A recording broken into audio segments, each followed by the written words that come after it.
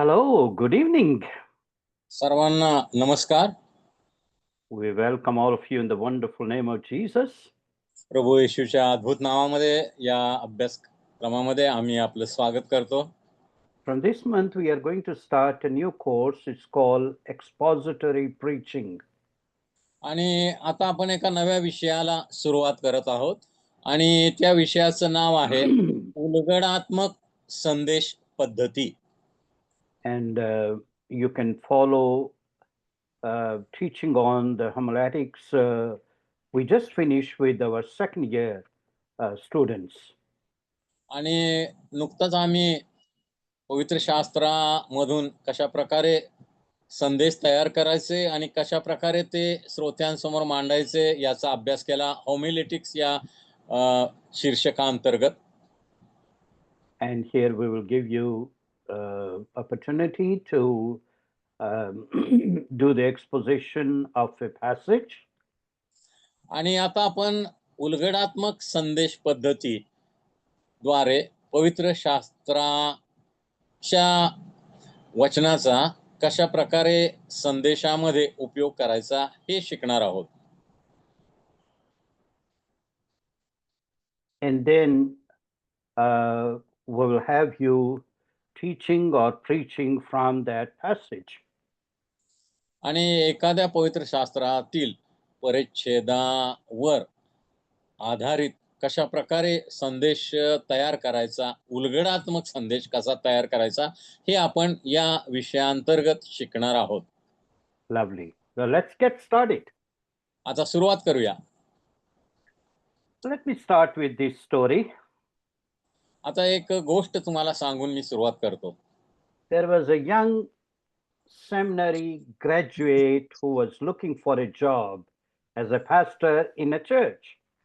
आणि एक नुकताच बायबल कॉलेजमधून पदवी घेतलेला तरुण एखाद्या मंडळीचा पाळक बनण्यासाठी सेवेच्या किंवा नोकरीच्या शोधामध्ये होता. So he found an ad and applied for that job. So now the pulpit committee asked him to appear for an interview. आणि मग त्यानं एक जाहिरात पाहिली, एका मंडळीला पाळकांची आवश्यकता होती. त्याप्रमाणे त्यानं अर्ज भरला आणि मग पोलपीट जे चर्चचे वडील मंडळी जे कमिटी होती त्या कमिटीनं या पाळकांना मुलाखतीसाठी बोलावलं. So the student appeared before the committee and they started to ask questions. आणि मग हा जो तरुण होता, पाळक होता, तो मुलाखतीसाठी हजर झाला आणि मग मुलाखतीमध्ये या कमिटीतले जे सभासद होते, सदस्य होते, त्यांनी त्याला प्रश्न विचारायला सुरुवात केली. And they said, "Do you know the Bible, young man?" आणि ते म्हटले, तरुण मनुष्या, तुला पवित्र शास्त्राची ओळख आहे का?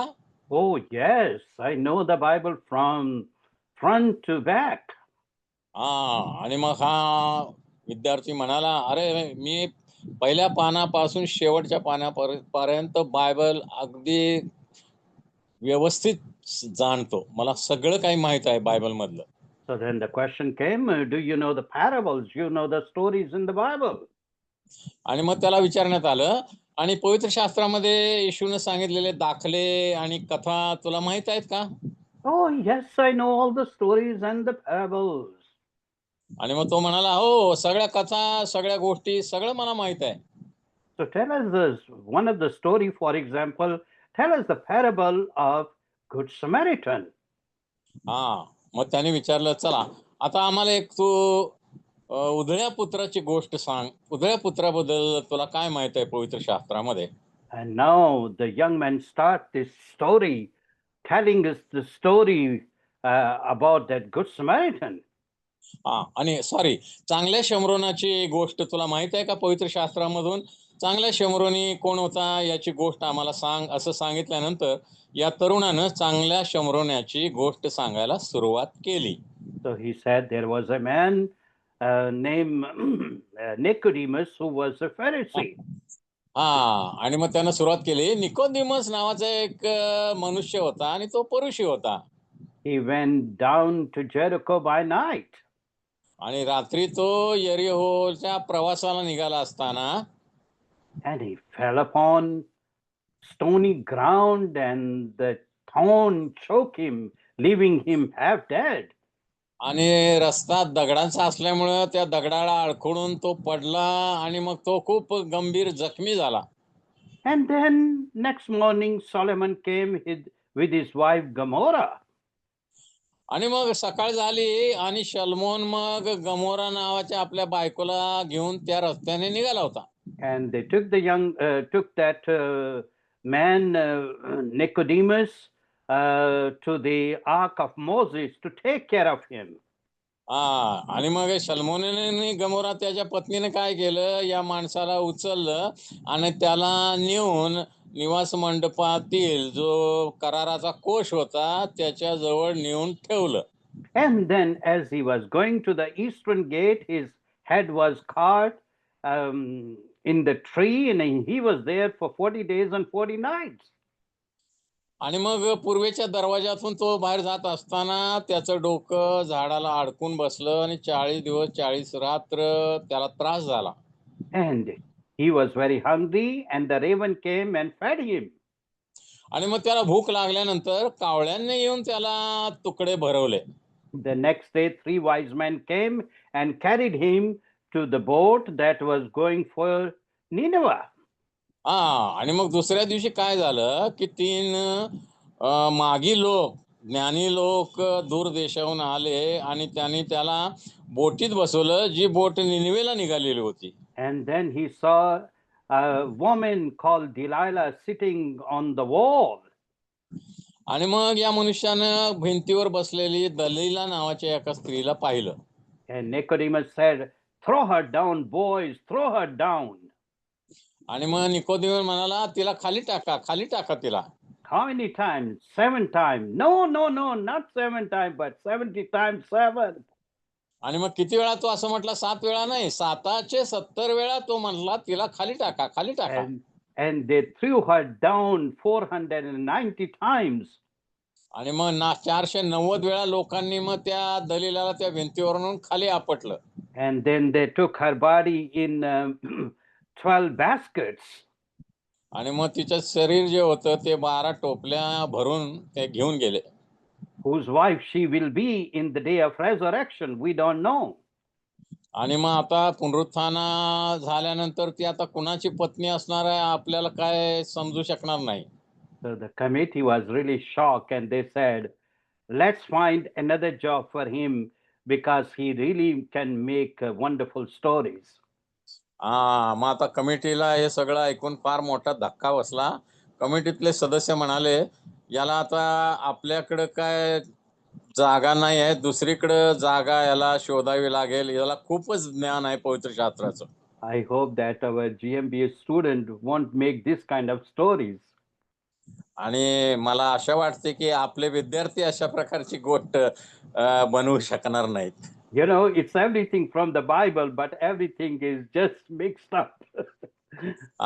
आता जे सगळ्या गोष्टी, ही जी गोष्ट सांगितली त्यातली सगळी पात्र पवित्र शास्त्रातलीच आहेत, पण त्याचा कुणाशीही मेळ नाहीये. Word of God. देवाचं वचन It's amazing. हे अद्भुत आहे. And it's organized so perfectly. अतिशय परिपूर्णतेनं शिस्तबद्धपणे लिहिण्यात आलेलं आहे.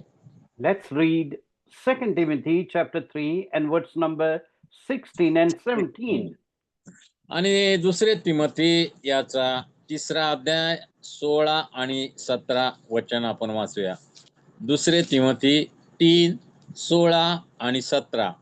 The Bible says, all पवित्र शास्त्र scripture सांगतं is inspired by God, is useful to teach us what is true and to make us to realize what is wrong in our lives. It corrects us when we are wrong and teaches us to do what is right. प्रत्येक परमेश्वर प्रेरित शास्त्रलेख सद्बोध, दोष दाखवणे, सुधारणूक आणि नीती शिक्षण याकरिता उपयोगी आहे. आमेन. And God uses it to prepare and equip his people to do every good work. आणि मग देवानं हे शास्त्रलेख किंवा त्याचं वचन किंवा पवित्र शास्त्र का दिलेलं आहे? यासाठी की देवाचा भक्त पूर्ण होऊन प्रत्येक चांगल्या कामासाठी सज्ज व्हावा. 2 Peter chapter 1 and verse number 20 and 21. दुसरे पेत्र पहिला अध्याय 20 आणि 21. दुसरे पेत्र पहिला अध्याय 20 आणि 21.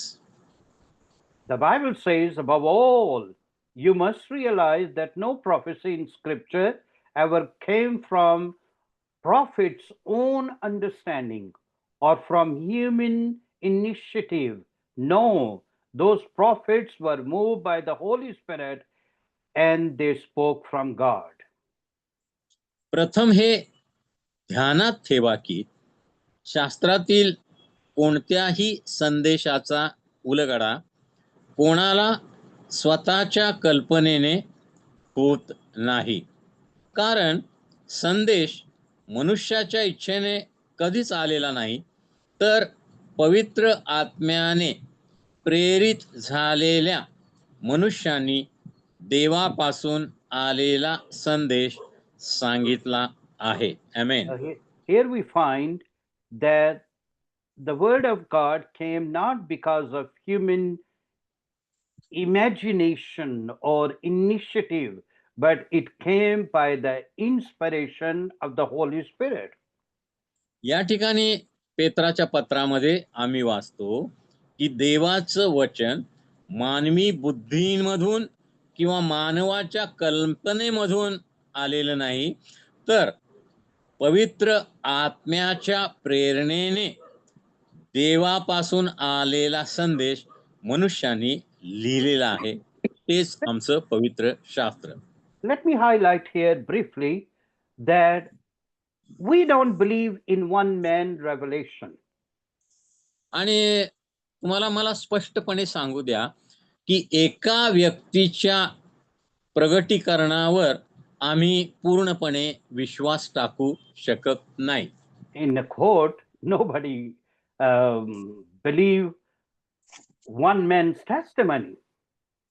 आणि न्यायालयामध्ये कोर्टामध्ये सुद्धा केवळ एकाच व्यक्तीनं सांगितलं म्हणून त्याच्यावर कोर्ट किंवा न्यायाधीश विश्वास टाकू शकत नाहीत. I mean, how can we believe one man revelation for the things that are related to eternity?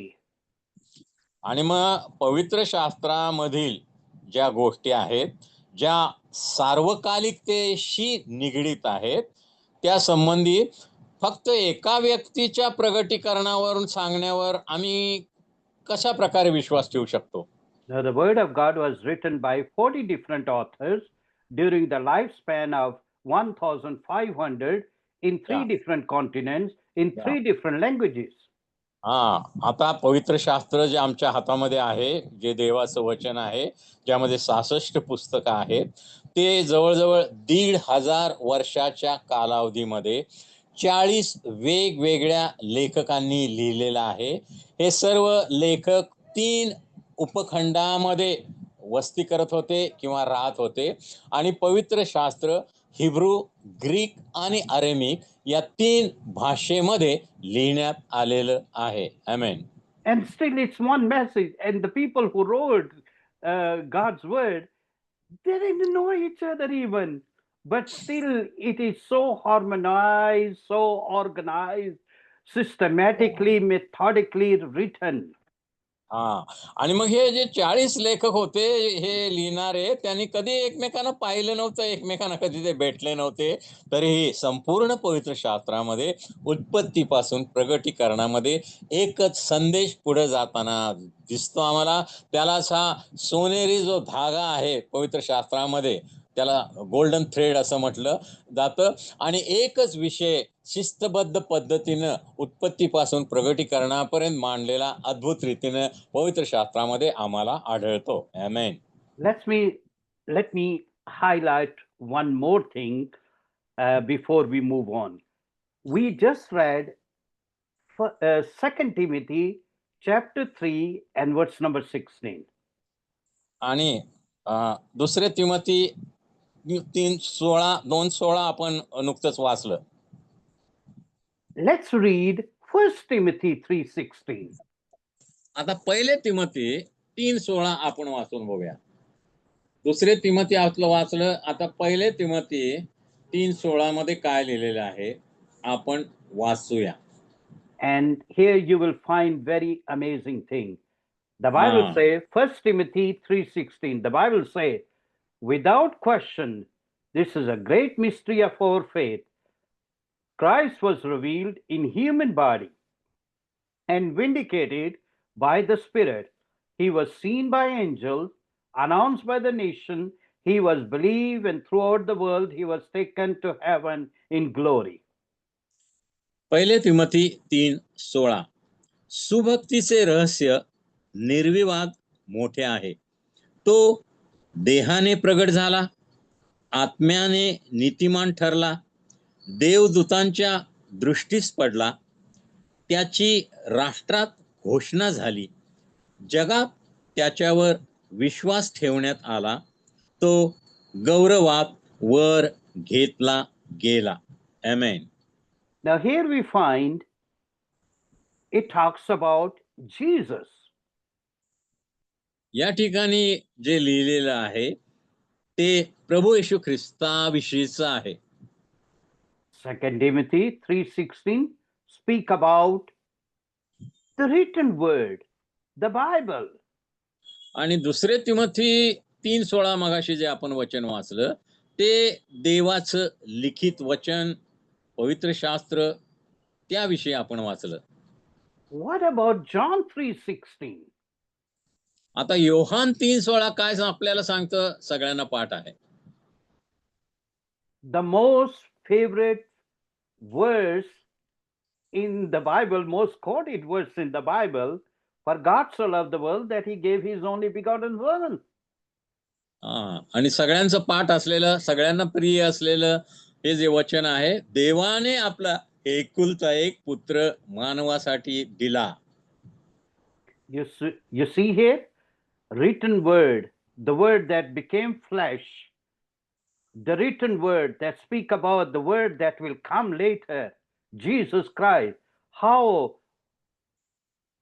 1 Timothy 3:16, 2 Timothy 3:16, John 3:16, how they are connected with each other. आणि आता पहा, आम्ही दुसरे तिमोथी 3:16 मध्ये पाहिलं देवाचं लिखित वचन किंवा ज्याला लोगोस म्हटलेलं आहे, आणि पहिले तिमोथी 3:16 मध्ये प्रभू येशू ख्रिस्ताविषयी सांगितलेला आहे, जो शब्द होता तो देही झाला, त्याने आम्हामध्ये वस्ती केली.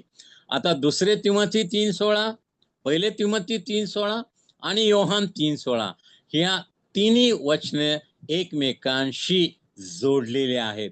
जो देवाचा शब्द सार्वकालिकतेमध्ये होता तो देही झाला, प्रभू येशू म्हणून मानव बनून या पृथ्वी तलावर आला, आणि जो शब्द होता तोच लिखित स्वरूपात पवित्र शास्त्र बनून आमच्या हातात आलेला आहे. म्हणजे देवाचा शब्द प्रभू येशू, देवाचं वचन, पवित्र शास्त्र, या दोन्ही एकाच नाण्याच्या दोन बाजू आहेत. आमेन. Isn't that amazing? आणि हे किती अद्भुत आहे, नाही का? The word of God is given to us to show us what is right. देवाचं वचन आम्हाला देण्यात आलेलं आहे की बरोबर काय आणि चूक काय हे आम्हाला समजण्यासाठी. It's given us to tell us what is not right. आणि ज्या चुकीच्या गोष्टी आहेत, बरोबर नाहीत, ते देखील आम्हाला समजण्यासाठी वचन आम्हाला देण्यात आलेलं आहे. What we should do to get right.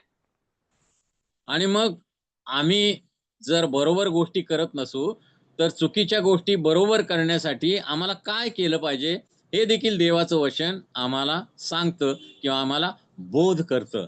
And it is given us to tell us how we can stay on that right path.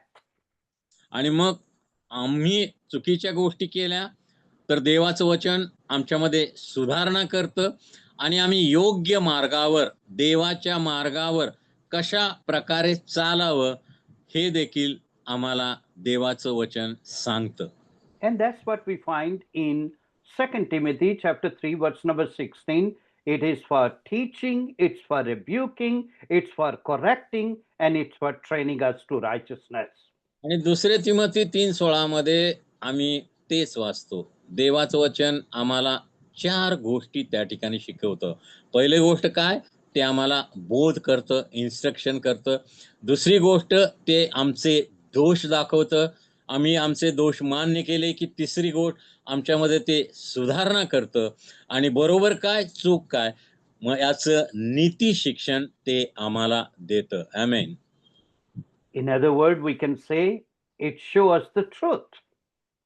आणि थोडक्यामध्ये जर म्हणायचं झालं तर देवाचं वचन आम्हाला सत्य प्रगट करून सांगतं It shows us our rebellion. आणि आमचा बंडखोरी स्वभाव, मानवाचा बंडखोरी स्वभाव देवाविरुद्धचा, हे देखील देवाचं वचन आम्हाला दाखवून देतं. But it also corrects our mistakes. पण आमच्या ज्या चुका आहेत, आमचे दोष आहेत, आमच्या चुकीच्या गोष्टी आहेत, ते देखील सुधारण्यासाठी देवाचं वचन आम्हाला मदत करतं, सहाय्य करतं. And it also trains us to live in a wonderful, godly way. आणि देवाच्या मार्गाने, नीतीच्या मार्गाने जाण्यासाठी नीती शिक्षण देऊन देवाचं वचन आम्हाला मार्गदर्शन करतं. Remember, the Word of God is very valuable. आणि म्हणून लक्षात ठेवा की देवाचं वचन हे अनमोल आहे. The Word of God is perfect. देवाचं वचन परिपूर्ण आहे. The Word of God is powerful. It has a power to change lives. आणि देवाचं वचन सामर्थ्यशाली आहे. एका व्यक्तीच्या जीवनामध्ये बदल करण्याचं, परिवर्तन करण्याचं सामर्थ्य देवाच्या वचनामध्ये आहे. So, what is biblical preaching? आता पवित्र शास्त्रीय संदेश म्हणजे नक्की काय? It is bringing the truth from the mind of God to the mind of human being. आणि पवित्र शास्त्र किंवा देवाच्या वचनाच्या सहाय्याने देव बापाच्या मनातील असलेल्या गोष्टी मानवासमोर प्रगट करून सांगणं म्हणजे संदेश. And what is the purpose? आणि त्याचा हेतू काय, उद्देश काय? We want to bring the truth from the mind of God to the mind of human being. But what is the purpose? To increase our knowledge? आणि मग देवाच्या मनातील, देवाच्या अंतःकरणातील गोष्टी मानवाला प्रगट करून सांगणं हे बरोबर आहे, पण त्याचा उद्देश काय? माहिती वाढण्यासाठी एवढाच उद्देश आहे का? Of course not. आणि एवढाच उद्देश नाही आहे. It is for renewal and for transformation. आणि देवाचं वचन हे प्रगटीकरणात्मक आहे आणि ते बदल घडवण्यासाठी देण्यात आलेलं आहे. I always give the example of medicine. आणि मी नेहमी एक उदाहरण देत असतो मेडिसिनचं. Getting information about Panadol or aspirin or Disprin, whatever you use it for as a painkiller, to get the information, it cannot help. It can only help when we take it. आणि एखादं औषध घ्या, म्हणजे डोकेदुखीवर किंवा अंगदुखीवर, आणि तुम्ही कुठलं नेहमी औषध घेता, डिस्प्रिन असेल, ॲस्प्रिन असेल किंवा कालपोल, पॅरासिटामॉल, असं कोणतंही औषध असेल, पण त्या केवळ औषधाची माहिती तुम्हाला काय मदत करू शकणार नाही. And that's why we bring God's word to the understanding of people. We communicate for renewal and for transformation. आणि जोपर्यंत आम्हाला बऱ्याच औषधांची माहिती आहे, जे आमच्या वेदना घालवू शकतील, डोकेदुखी असेल, पोटदुखी असेल, अंगदुखी असेल, पण जोपर्यंत आम्ही ते औषध स्वतः घेत नाही, वापरत नाही, तोपर्यंत आम्हाला त्याचा उपयोग नाही. त्याचप्रमाणे देवाचं वचन माहिती असून आम्हाला त्याचा काहीही फायदा नाही, उपयोग नाही, जोपर्यंत आम्ही ते अंमलात आणत नाही, त्याचं आज्ञापालन करत नाही. तसंच हे आहे. It is communicating the love of God, that there is a God who loves you. There is a God who has great plan for your life. आणि देवाचं वचन आम्हाला जिवंत देवाविषयी माहिती देतो, ओळख करून देतो. जो देव आमच्यावर प्रीती करणारा देव आहे, जो देव आम्हाला क्षमा करणारा देव आहे, जो देव आमच्यावर दया करणारा देव आहे, त्याची आम्हाला ओळख करून देतं. It is telling people that rather than you strive and struggle to reach to God, God is reaching down to you through Jesus Christ. आणि जगातले लोक आम्ही पाहतो, देवाकडे जाण्यासाठी, देवाला भेटण्यासाठी किंवा देवाचं काहीतरी प्राप्त करून घेण्यासाठी धडपडताना दिसतात, अनेक गोष्टी करतात.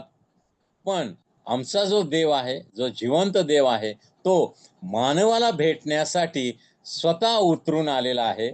मानवाला भेटण्यासाठी त्यानं स्वतः पुढाकार घेतलेला आहे. पहिलं पाऊल जणू काय उचललेलं आहे. It amen. is telling that there is hope in Jesus. There is hope we can find in God.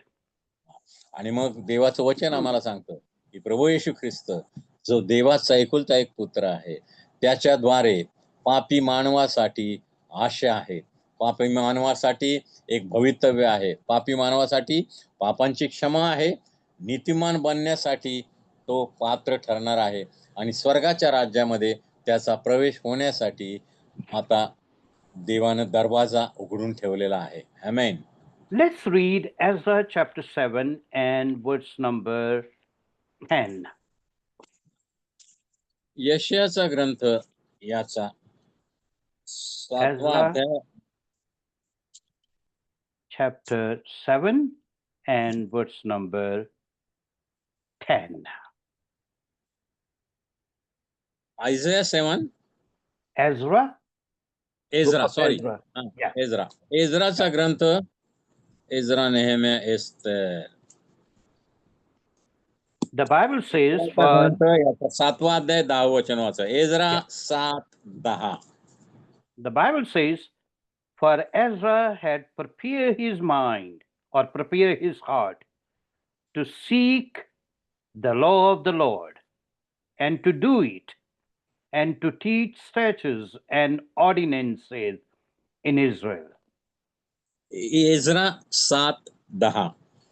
परमेश्वराच्या नियमशास्त्राचे अध्ययन करून त्याप्रमाणे चालण्याचा आणि इस्रायलास त्यातले नियम व निर्णय शिकविण्याचा एज्राने निश्चयच केला होता. आमेन.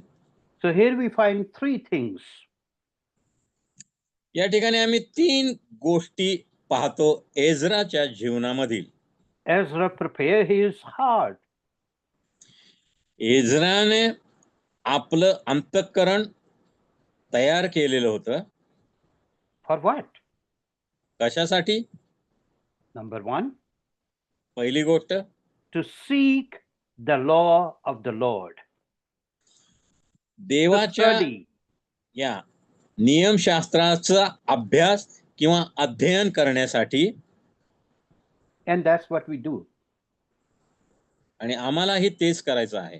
And as a student of God's word, we continue to do as long as we live.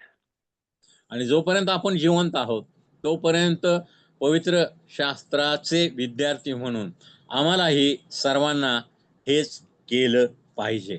Number two, दुसरी गोष्ट, to do it, to obey. आणि देवाच्या पहिली गोष्ट देवाच्या वचनाचा अभ्यास करणं. दुसरी गोष्ट त्याच्या वचनाचं पालन करणं किंवा त्याप्रमाणे चालणं. Number 3, to teach.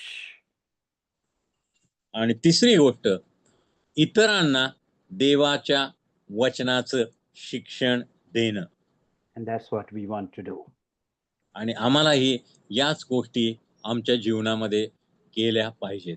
Whatever opportunity God give us, possibility God bring in our lives, we want to do it. आणि ज्या काही संधी देव आम्हाला आमच्या रोजच्या जीवनामध्ये देतो, आम्ही त्या संधीचा उपयोग केला पाहिजे. देवाचं वचन आम्ही शिकलं पाहिजे, अभ्यासलं पाहिजे, शोधलं पाहिजे, ते आत्मसात केलं पाहिजे, त्याच्यावर विश्वास ठेवला पाहिजे, त्याचं आज्ञापालन केलं पाहिजे आणि तेच वचन आम्ही इतरांना सांगण्याचा प्रयत्न केला पाहिजे. We amen. want to do behind the pulpit, we want to do in front of the pulpit. हा, आणि मग तुम्हाला व्यासपीठावरून पुलपिटवरून संधी मिळाली तरी तुम्ही ते वचन सांगू शकता. तुम्हाला एका व्यक्तीला सांगण्याची संधी मिळाली तरी ती तुम्ही सांगू शकता. छोट्या ग्रुपमध्ये, हाऊस ग्रुपमध्ये, महिला मंडळामध्ये, तरुण संघामध्ये, वर्शिप टीममध्ये, जिथं संधी मिळेल तिथं देवाचं वचन सांगण्याचा आम्ही प्रयत्न केला पाहिजे. So the teaching and preaching is has 3 goals. आणि मग आमच्या जीवनाचा उद्देश किंवा आमच्या जीवनाचा जे महत्व आहे ते देवाच्या वचन शिकणं, आत्मसात करणं, आज्ञापालन करणं आणि इतरांना शिकवणं, हाच आमच्या जीवनाचा उद्देश किंवा उद्दिष्ट असलं पाहिजे. Number 1, पहिली गोष्ट, it's to inform the mind about God's truth and God's will. देवाची इच्छा आणि देवाच्या मनातील विचार या संबंधीची माहिती जाणून घेणं. Number 2, दुसरी गोष्ट, it is to inflame the heart for love for the truth. आणि देवाचं वचन जे सत्य आहे त्यासाठी अंतःकरणाची, हृदयाची तयारी करणं.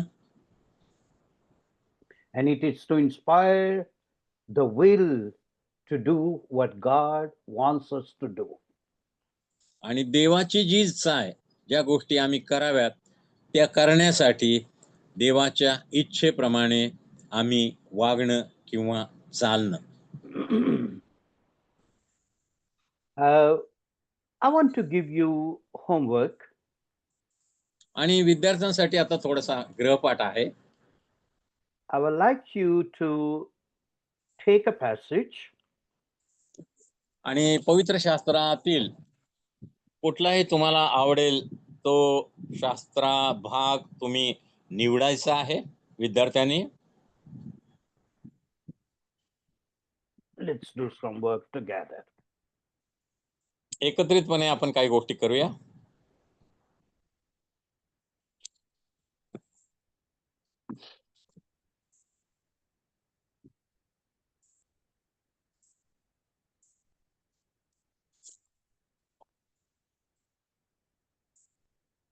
So you will take a passage from the Bible.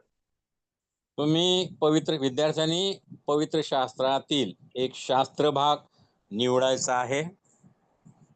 For example, we read this Bible verse, Ezra chapter 7, what's number 10.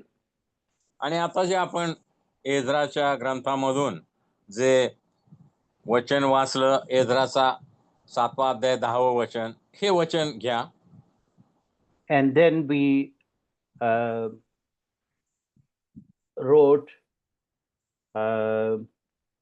3 points. आणि आता त्यामधून आपण 3 मुद्दे शिकलो. So we एज्रानं काय करायचं ठरवलेलं होतं. So we can use the same passage because you are familiar with that. आणि तुम्हाला आता माहित झालंय तर तेच वचन तुम्ही निवडू शकता अभ्यासासाठी. Ezra 7:10. एज्राचा ग्रंथ याचा 7वा अध्याय आणि 10वं वचन मगाशी आपण वाचलं. एज्रानं काय निश्चय केलेला होता एज्रानं 3 गोष्टींचा निश्चय केला होता. हे 3 महत्वाचे मुद्दे त्या वचनामध्ये आम्ही पाहिले. So here we find number 1 to study the gods word. study God's word. हा पहिला मुद्दा काय? एज्रानं काय ठरवलं होतं? देवाच्या वचनाचं, नियमशास्त्राचं अध्ययन करणं, अभ्यास करणं किंवा शिक्षण घेणं.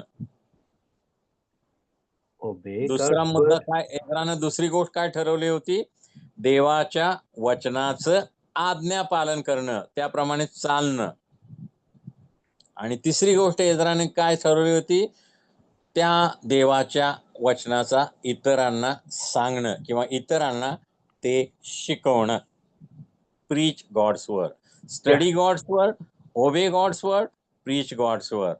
Yeah. देवाच्या वचनाचं शिक्षण घेणं, देवाच्या वचनाचं आज्ञा पालन करणं आणि देवाच्या वचनाचं इतरांना शिक्षण देणं किंवा इतरांना ते वचन शिकवणं. 3 मुद्दे एज्रा 7:10 मध्ये आम्हाला पाहायला मिळतात. So we can say title can be preparing our heart for. आता या संदेशाचा मथळा किंवा शीर्षक काय असू शकेल? की आमचं अंतःकरण तयार करणं. आमच्या अंतःकरणाची तयारी कशासाठी? ते पुढं आपण ते मुद्दे मांडणार आहोत. अंतःकरणाची तयारी असा मथळा किंवा असं शीर्षक तुम्ही देऊ शकता. Then you will write the subpoints. आता एका मुद्द्यातले उपमुद्दे सुद्धा तुम्ही लिहू शकता. And then you will write the Bible verses. आता पहिला जो मुद्दा आहे देवाच्या वचनाचं अध्ययन. मग अध्ययन करणं म्हणजे काय? वाचणं, मनन करणं, शोधणं, त्याविषयी इतर पुस्तकं किंवा इतर कॉमेंट्री असेल, भाष्यग्रंथ असेल, त्यामधून माहिती घेणं. आणि असे उपमुद्दे सुद्धा तुम्ही प्रत्येक मुद्द्याला जोडू शकता आणि ती वचनं तुम्ही लिहू शकता. उपमुद्द्याची वचनं त्या ठिकाणी लिहू शकता. And here, study God's word, you can put that with the why, how you can use these words. How can we study God's word? Why we need to study God's word? All those points, you can put that in subpoints. आता देवाच्या वचनाचा अभ्यासमध्ये जे उपमुद्दे आहेत, मग देवाच्या वचनाचा अभ्यास का केला पाहिजे? देवाच्या वचनाचा अभ्यास कसा केला पाहिजे? देवाच्या वचनाचा अभ्यास कुणी केला पाहिजे?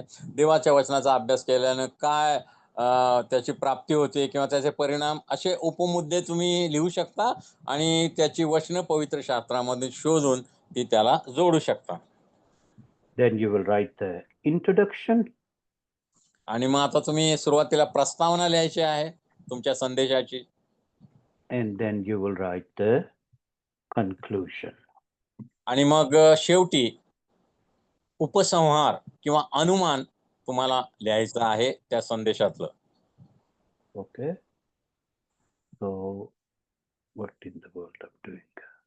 Okay, this is better. Lovely. So you take one passage, write आणि मग the main points.